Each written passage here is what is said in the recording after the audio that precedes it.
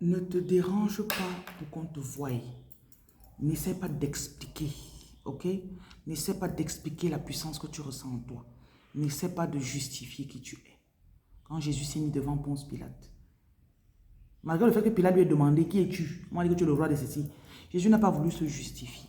Donc, je voudrais adresser ce sujet avec vous aujourd'hui parce que beaucoup d'entre vous, vous perdez l'énergie que vous avez pris des semaines à travers le jeûne, les prières, les lavages, les méditations, et écouter des messages. Vous perdez cette énergie rapidement parce que vous essayez de vous expliquer. Donc, bienvenue. Je vous souhaite la bienvenue. Je voudrais que chacun d'entre vous aujourd'hui, que vous preniez le temps. Premièrement, en tant que choisi, un choisi c'est qui? Un choisi, si tu sais que tu es choisi, ça veut dire que tu sais que tu as une destinée qui est grande. Ça veut dire que tu sais que tu es connecté à l'Esprit de Dieu. Tu sais que tu n'es pas sur la terre par hasard. Tu sais qu'il y a des choses que tu vas accomplir. Tu sais que tu ne peux être bloqué éternellement. Tu sais que ta libération arrive. Donc, si c'est que tu as ce sentiment à l'intérieur de toi, je ne pense pas que tu sois tombé sur mes vidéos par hasard. Il y a quelque chose à l'intérieur de toi qui vibre quand tu m'écoutes. Donc, mon but à travers mes vidéos, c'est de t'activer. Mon but, c'est de te permettre de grandir. Mon but, c'est de te permettre de prendre ta couronne et de la mettre sur toi. Et que cette couronne soit visible premièrement dans le monde spirituel. Vous savez, quand Jésus est arrivé quelque part, les esprits qui étaient dans les gens le connaissaient. Lui-même disait que vous ne me connaissez pas. Yeah, qui es-tu? Toi, le Fils de Dieu, il fuit. Ton problème, c'est que tu te bats trop contre la chair. Tu arrives quelque part, tu veux montrer par ton vêtement. Tu arrives quelque part, quelqu'un commence à tomber dans des discussions sordides par rapport à la spiritualité. Tu veux discuter avec la personne. Tu discutes quoi? Vous n'êtes pas sur le même niveau spirituel. Donc, je veux vraiment que tu comprennes que vous n'êtes pas du même monde.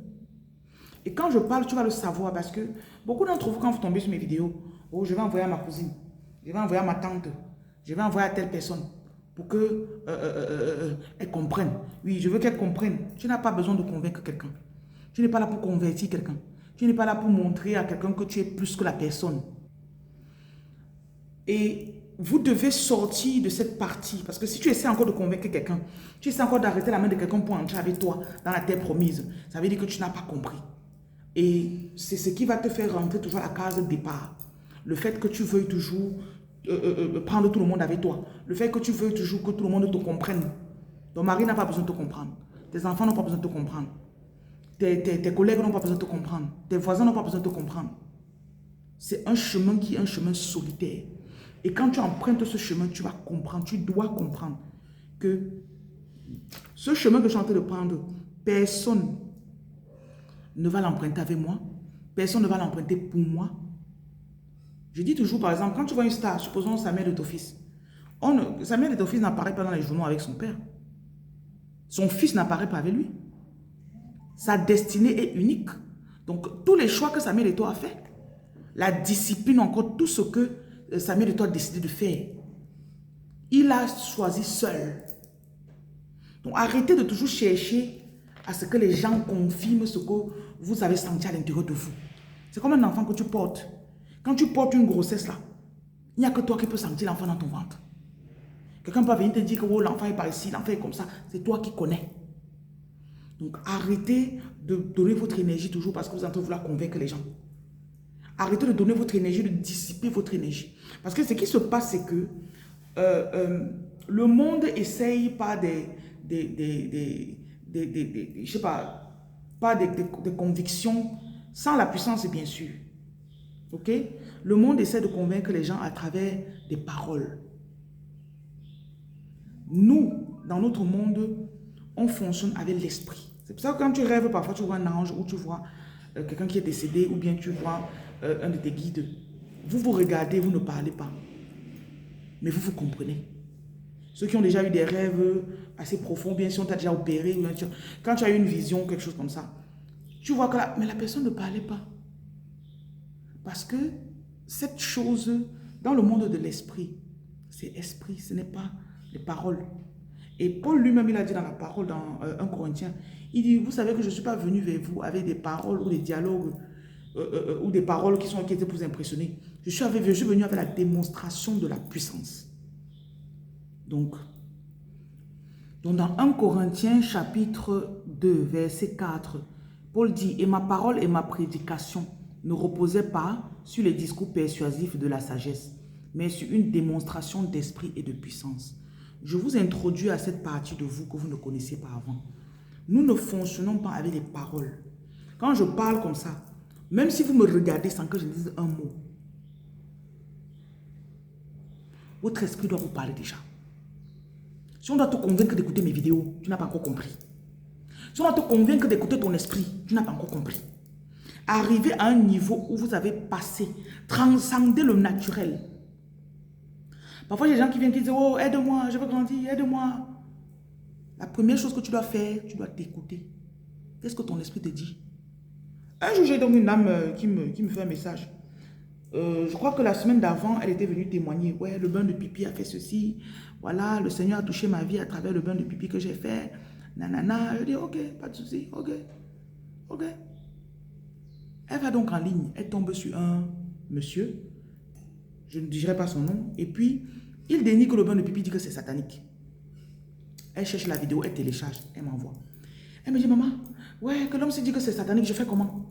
Je lui dis, waouh, si je dois te convaincre de quelque chose que toi tu as vu, tu as confirmé, tu as témoigné, ça veut dire que tu n'es pas encore arrivé. Arrivé à ce niveau où votre conviction vient de l'intérieur, où votre drive, ce qui vous pousse vient de l'intérieur. Quand je travaille avec les enfants pendant les vacances, à l'école, dans mon école, quand on travaille ensemble, je passe beaucoup de temps pour travailler sur le mental des enfants. Parce que je veux leur faire comprendre que je ne suis pas là pour vous convaincre d'être des bons enfants. Mais quand tu vas voir les bienfaits d'être un bon enfant, ta direction va venir de l'intérieur. Donc je veux que vous puissiez, après cette vidéo, je veux que vous puissiez vous faire confiance. Faites confiance à la voix que vous écoutez. Faites confiance à la direction qu'on entend vous donner à l'intérieur de vous. Mais surtout, cette direction doit venir avec l'action. Tu dois agir par la foi. Ta sagesse là, ce n'est pas quelque chose que tu entends. Tu n'es pas là pour impressionner les gens. Déjà que ta sagesse, c'est pour toi. Parce qu'à travers les situations, les circonstances, à travers les problèmes qu'on rencontre, à travers les hauts et les bas, on est là pour grandir. On est là pour apprendre. Supposons que tu fais un accident, tu sors de l'accident. La douleur que tu as traversée, physique et émotionnelle, la douleur ou encore le traumatisme que tu as subi, si tu sors de là et tu demandes tu laisses l'esprit t'enseigner, tu vas voir qu'il y a des leçons que tu vas tirer de cet accident. Tu perds peut-être ton mari. Tu regardes, tu laisses bien l'esprit t'enseigner. À travers cette douleur de la perte de ton mari, il y a quelque chose que tu vas apprendre, et une sagesse que tu vas apprendre. Et c'est comme ça qu'on grandit spirituellement. Donc je voudrais que vous arrêtiez de vous fier à votre entendement, que vous arrêtiez d'essayer d'impressionner les gens, que vous arrêtiez d'essayer de montrer aux gens que vous êtes plus sage qu'eux. Parce que plus tu veux te justifier devant les gens, plus tu perds ton énergie. Et cette énergie, quand tu la perds, ça demande beaucoup de travail, beaucoup d'efforts pour que tu te recharges.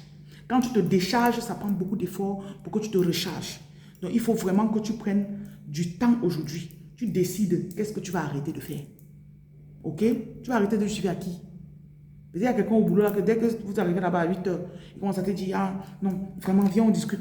Quand je suis en ligne, vous savez, vous le savez vous-même, je ne suis pas là pour discuter avec quelqu'un, je ne suis pas là pour te convaincre. Je te dis ce que moi j'ai reçu. Si tu veux, tu crois, si tu veux, tu ne crois pas. Si tu ne crois pas, c'est bien pour toi. Moi, je sais que je suis le messager, ça m'a passé mon message. Donc, je veux que vous puissiez développer cette confiance en ce que vous recevez. Développer la confiance au message que vous recevez. Développer la confiance en celui qui vous parle. Développer la confiance en votre destinée. Développer la confiance que tout va bien se passer dans votre vie. Développer la confiance que tout concourt pour votre bien parce que vous êtes appelé. Et quand vous allez développer cette confiance, vous allez voir que vos choses vont commencer à marcher. Parce que beaucoup d'entre vous, vous videz votre énergie. Donc, un coup tu fais, c'est bien, après ton énergie monte, après tu te décourages, ça tombe. Un coup tu fais, c'est bien, ton énergie monte, après tu te décourages.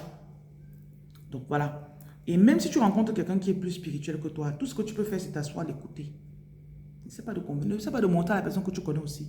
Ce n'est pas la concurrence. Et je vais finir avec cette partie, cette citation de Miles Monroe. Je vais paraphraser un peu. Miles Monroe disait toujours qu'il faut écouter 2 fois plus que tu ne parles. Et il disait, si jamais je te rencontre, j'ai 50, toi tu as 100. Supposons en termes de bonbons. Si je parle et que chaque parole donne mes bonbons, distribue mes bonbons, à la fin tu auras 50 bonbons, tu auras 150 bonbons et moi, j'en aurai toujours 50. Mais si je décide de fermer ma bouche et de t'écouter, à la fin, j'aurai 150 bonbons et toi, tu auras 100 bonbons. Donc, je veux vraiment que vous puissiez méditer sur cette parole que je viens de vous donner. Vous n'êtes pas là pour impressionner, mais la sagesse vient de l'intérieur. C'est ton âme qui est en train de grandir. Donc, il faut que tu te concentres sur ce que ton âme, quels sont les cycles karmiques que ton âme a appris. Ok? Quand tu vas comprendre où tu en es, tu vas voir que tu vas prendre la leçon et tu vas valider l'UVC. Là, tu vas avancer pour aller à l'autre niveau. Voilà. Écrivez ici, là, ma sagesse vient d'en haut. Commentez. Je ne cherche à impressionner personne. Et puis, pour finir, déclarez ici, là, j'avance et j'apprends. J'ai béni votre travail. Partagez cette vidéo, likez et abonnez-vous s'il vous plaît. Merci.